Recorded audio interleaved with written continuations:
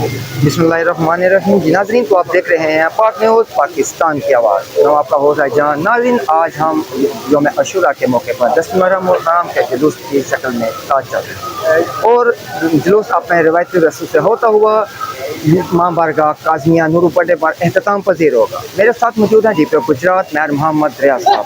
आइए नाज़रीन जानते हैं मेयर मोहम्मद रियाज साहब अपने सिक्योरिटी के हवाले से क्या पैगाम देंगे। बिस्मिल्लाहिर्रहमानिर्रहीम।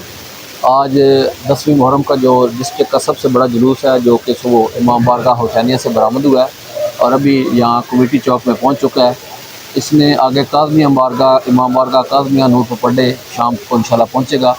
इस जुलूस की सिक्योरिटी के लिए हमने 1100 से ज़्यादा अफसरान और जवान जो हैं वो लगाए हुए हैं। इसकी सिक्योरिटी 3 टियर में मौजूद है।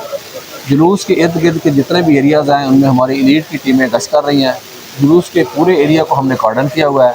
छत ड्यूटी आपने खुद ऑब्ज़र्व किया है कि हर तकरीबन छत पे हमारे जवान और स्नाइपर्स मौजूद हैं। जुलूस में एंट्री पॉइंट जो है वहाँ पे हमने वॉक थ्रू गेट लगाए हुए हैं, जहाँ पे ख़वातीन के लिए अलग बूथ भी है। वहाँ से ख़वातीन की जो है वो तलाशी हो रही है और मर्दों की अलग से हो रही है।